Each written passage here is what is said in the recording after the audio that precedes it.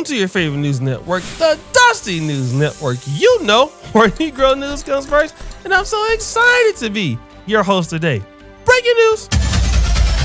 You know, we all love something that we don't want nobody to know about. Like some of you ladies, you used to date me. Was I ugly in school? Of course, but you was still like messaging me back, write me little love notes and stuff. Then by the time I got a little bit older, you didn't want me to be your boyfriend because you thought the girls was gonna make fun of you. And then when you got over 18, and so was I, you know you let me sneak through your window and booty clap his ass. But you couldn't claim me because my breath might have been stinking after, you know, being down there with you. You know what I'm talking about. And it's like that. I get it. You don't want to claim everybody, right? But some of y'all actually like stuff that you don't want nobody to know about. Some like BBWs, some like midgets, some like dwarfs. You got some dudes out there who like single moms and some dudes out there who like single men. Should I call you mister? Oh, yeah. Yeah, we got some dudes out there who are going to Claphouse University and studying in unorthodox cheekology. There was Davion Steed, and this guy had a secret. He liked dealing with transgender women.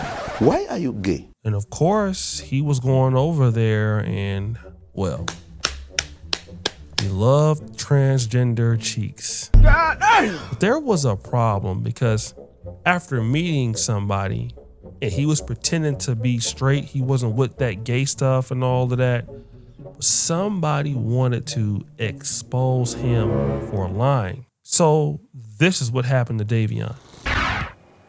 We'll start with our big story tonight. A 22-year-old Milwaukee man charged in the homicide of a transgender woman. The man charged told investigators he was being blackmailed. Christina Van Zelst is live with the new information we're learning today.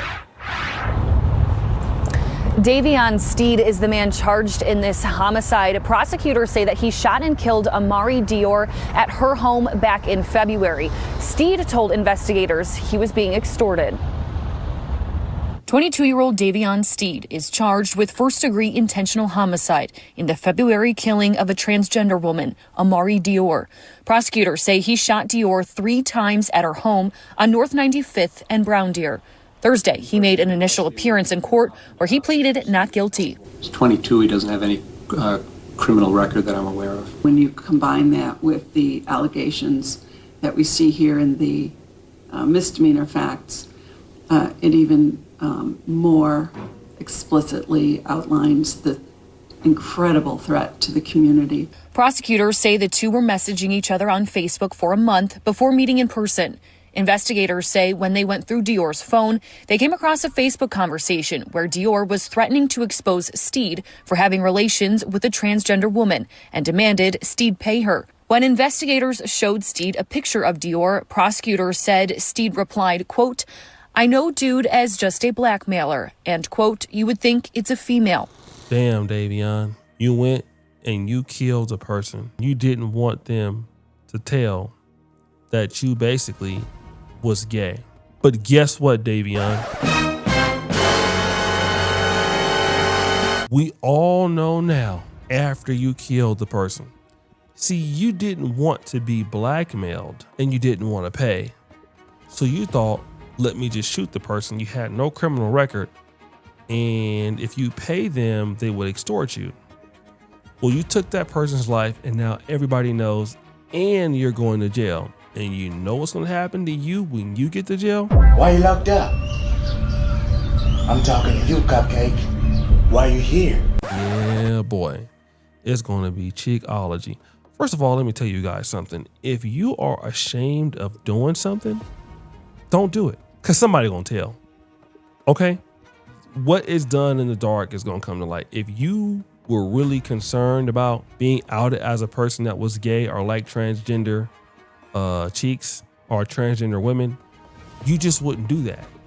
You would just, the fear is greater than you actually participating in it. So obviously you didn't care, but you wanted to go and clap transgender cheeks at the same time, and then folks wasn't gonna tell you nothing about it, but then at the same time hanging out in the Milwaukee streets acting like you a real thug.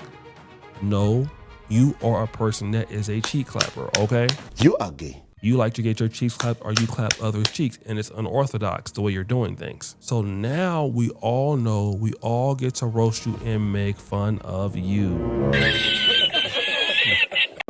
You're down bad. Next story. We are still actually in the great city of Milwaukee. And I know y'all dusty out there, so it doesn't shock me that you guys are there for twice in a row.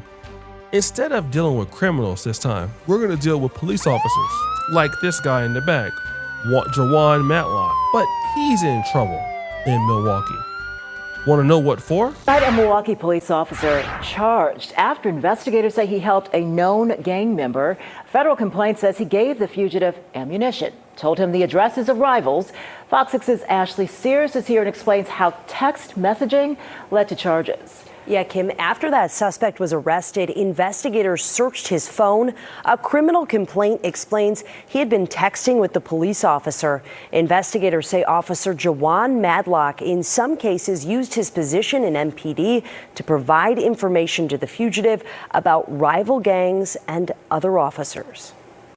We expect them to act with integrity in office. He's a man who took an oath to uphold the law, now accused of breaking it. Sometimes, just like in every single profession, you might have somebody that strays, which was the case in this particular incident. Investigators say Jawan Matlock helped a known member of the Burleigh family zoo gang. A 31-page criminal complaint explains how federal authorities were led to the District 6 officer through another investigation. In February, federal agents and Milwaukee police arrested fugitive Kobe Hanna for a gun charge. Authorities searched his phone. The FBI explains they discovered text messages between Hanna and Officer Matlock. Over the course of a year, investigators say Matlock provided the fugitive with ammunition, gave him the addresses of rival gang members, and told him how to ditch police during a chase. They explain in one case, Matlock even sent a photo of an MPD officer saying, "This is who arrested your guy," and included the officer's name. Damn, Jawan, you letting the criminals know who arrested they homeboys? You selling guns to people? You out there snitching on people? And you helping criminals and gangs get shot up by the enemies? That's crazy. You worse than a drug dealer because you the police doing all the dirty stuff. I just got a question. How you gonna do when you in jail? Like, cause you ain't gonna have no protection. You gonna be over there with Davion getting your cheeks clapped. That's crazy to be that corrupt as a cop. Then you gonna lie and say, you was trying to get that person to be an informal witness, but you used the wrong procedure. No shit. Yeah, the procedure of drugs, guns, snitching on people, putting other police officers' life in danger, giving people's addresses out. Bruh, you a cold piece of work, bruh. Then they got all the text messages coming from your damn number, bruh. It is just down bad. Next story. Oh yes, I'm so glad to be in the house of the Lord. One more time, we're gonna be basically in North Carolina. And you know what I'm saying? North Carolina is one of my favorite dustiest, content states. Y'all got a lot of dust going out there. And today we're talking about the good Reverend Wayman Sykes. You see, he been a preacher since 1972. He been going stronger for the Lord, and he won't turn back, Lord, for a long time, right? But the devil's busy, man. Somebody accused Wayman Sykes of doing something horrible to somebody under 18.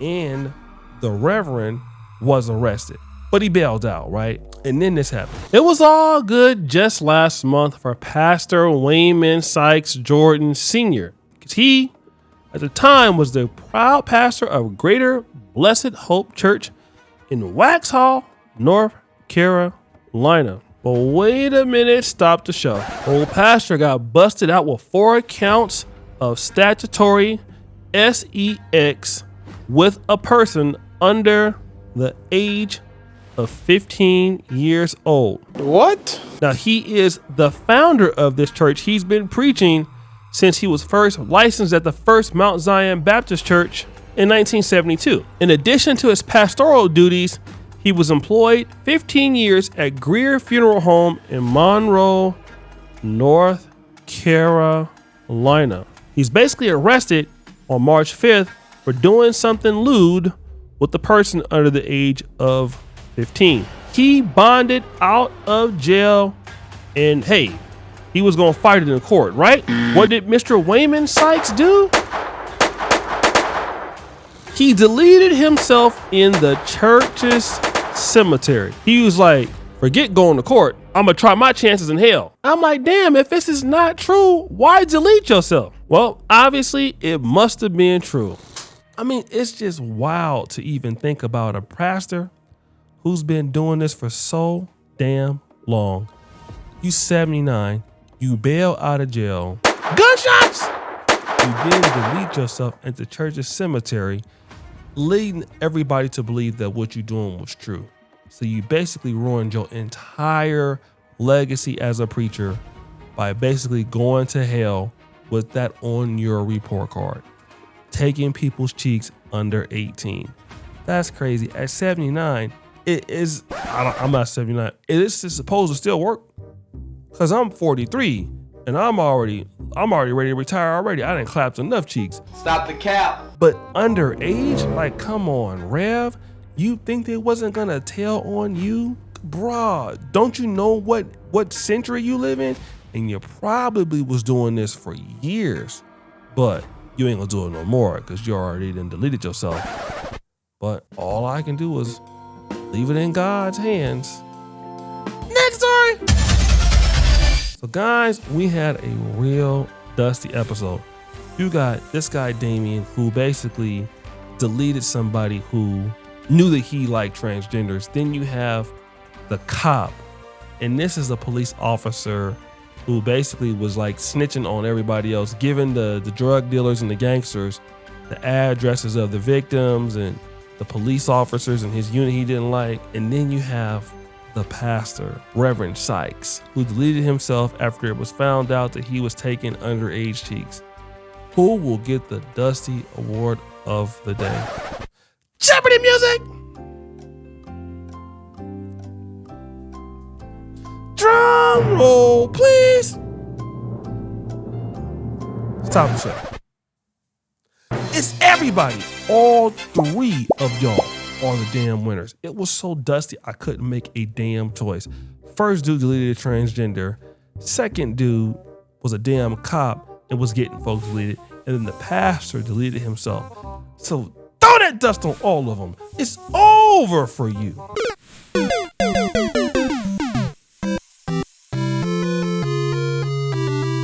Guys, that's my time. I gotta get the hell up out of here. It's your boy O'Shea Duke Jackson back at it again here on another episode of the Dusty News Network. I'm out.